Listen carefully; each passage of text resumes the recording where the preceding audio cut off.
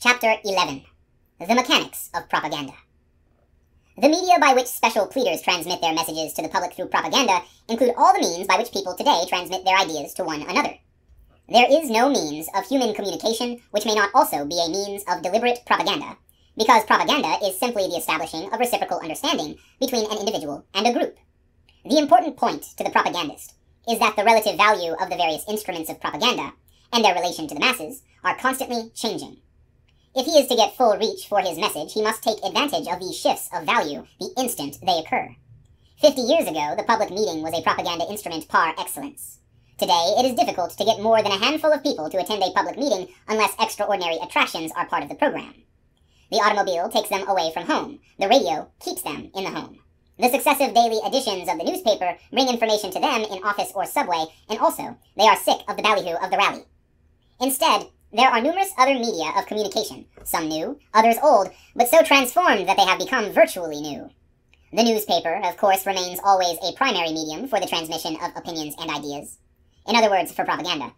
It was not many years ago that newspaper editors resented what they called the use of the news columns for propaganda purposes.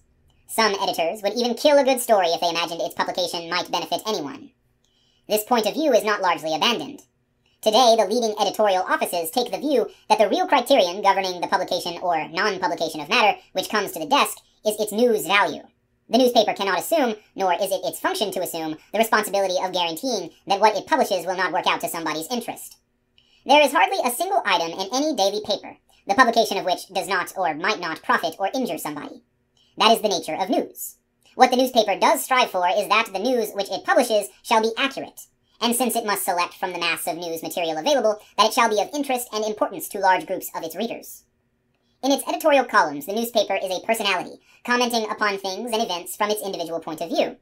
But in its news columns, the typical modern American newspaper attempts to reproduce, with due regard to news interests, the outstanding events and opinions of the day. It does not ask whether a given item is propaganda or not. What is important is that it be news. And in the selection of news, the editor is usually entirely independent. In the New York Times, to take an outstanding example, news is printed because of its news value and for no other reason. The Times editors determine with complete independence what is and what is not news. They brook no censorship. They are not influenced by any external pressure nor swayed by any values of expediency or opportunism. The conscientious editor on every newspaper realizes that his obligation to the public is news. The facts of its accomplishments makes it news. If the Public Relations Council can breathe the breath of life into an idea and make it take its place among other ideas and events, it will receive the public attention it merits. There can be no question of his contaminating news at its source. He creates some of the day's events, which must compete in the editorial office with other events. Often, the events which he creates may be specially acceptable to a newspaper's public, and he may create them with that public in mind. If important things of life today consist of transatlantic radio phone talks arranged by commercial telephone companies, if they consist of inventions that will be commercially advantageous to the men who market them, if they consist of Henry Fords with epoch-making cars, then all this is news. The so-called flow of propaganda into the newspaper offices of the country may, simply at the editor's discretion, find its way into the wastebasket. The source of the news offered to the editor should always be clearly stated and the facts accurately presented. The situation of the magazines at the present moment, from the propagandist's point of view, is different from that of the daily newspapers. The average magazine assumes no obligation, as the newspaper does, to reflect the current news. It selects its material deliberately, in accordance with a continuous policy. It is not, like the newspaper, an organ of public opinion, but tends rather to become a propagandist organ, propagandizing for a particular idea, whether it be good housekeeping, or smart apparel, or beauty in home decoration, or debunking public opinion, or general enlightenment or liberalism or amusement.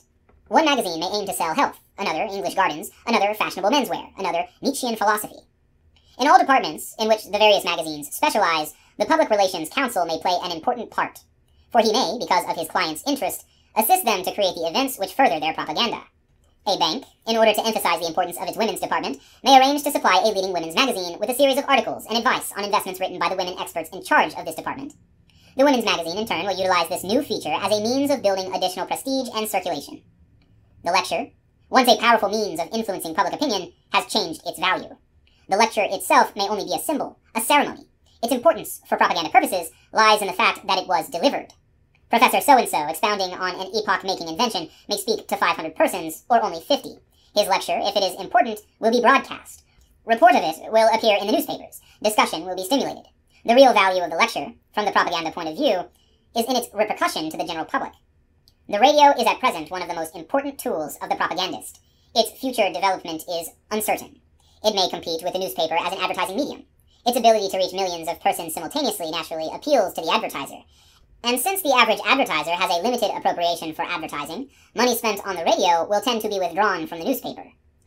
To what extent is the publisher alive to this new phenomenon? It is bound to come close to American journalism and publishing. Newspapers have recognized the advertising potentialities of the companies that manufacture radio apparatus and of radio stores, large and small. And newspapers have accorded to the radio in their news and feature columns an importance relative to the increasing attention given by the public to radio. At the same time, certain newspapers have brought radio stations and linked them up with the news and entertainment distribution facilities, supplying these two features over the air to the public. It is possible that newspaper chains will sell schedules of advertising space on the air and on the paper.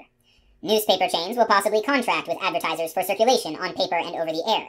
There are, at present, publishers who sell space in the air and in their columns, but they regard the two as separate ventures.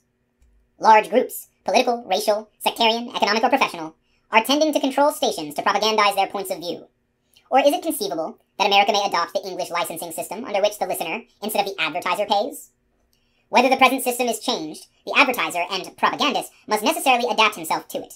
Whether in the future, airspace will be sold openly as such, or whether the message will reach the public in the form of straight entertainment and news, or as special programs for particular groups, the propagandist must be prepared to meet the conditions and utilize them. The American motion picture is the greatest unconscious carrier of propaganda in the world today. It is a great distributor for ideas and opinions. The motion picture can standardize the ideas and habits of a nation. Because pictures are made to meet market demands, they reflect, emphasize, and exaggerate broad popular tendencies rather than stimulate new ideas and opinions. The motion picture avails itself only of ideas and facts which are in vogue. As the newspaper seeks to purvey news, it seeks to purvey entertainment. Another instrument of propaganda is the personality.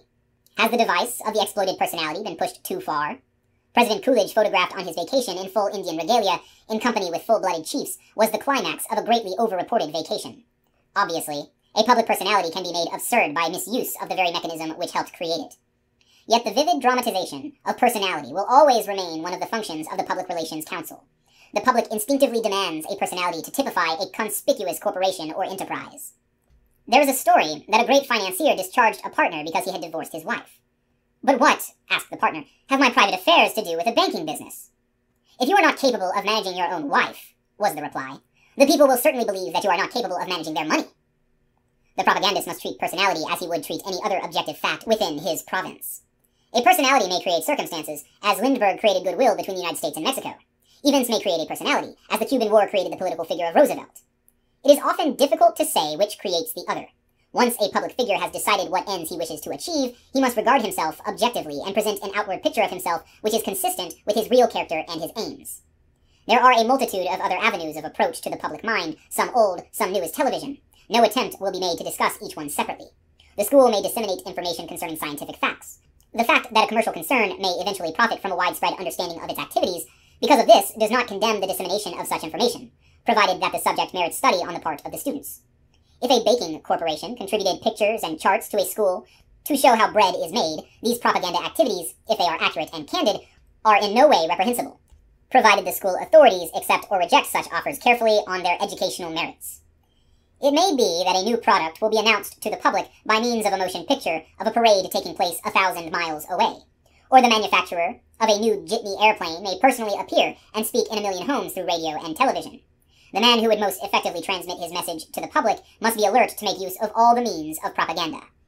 Undoubtedly, the public is becoming aware of the methods which are being used to mold its opinions and habits. If the public is better informed about the processes of its life, it will be so much the more receptive to reasonable appeals to its own interests. No matter how sophisticated, how cynical the public may become about publicity methods, it must respond to the basic appeals, because it will always need food, crave amusement, long for beauty, respond to leadership. If the public becomes more intelligent in its commercial demands, commercial firms will meet the new standards. If it becomes wary of the old methods used to persuade it to accept a given idea or commodity, its leaders will present their appeals more intelligently. Propaganda will never die out. Intelligent men must realize that propaganda is the modern instrument by which they can fight for productive ends and help to bring order out of chaos. The end.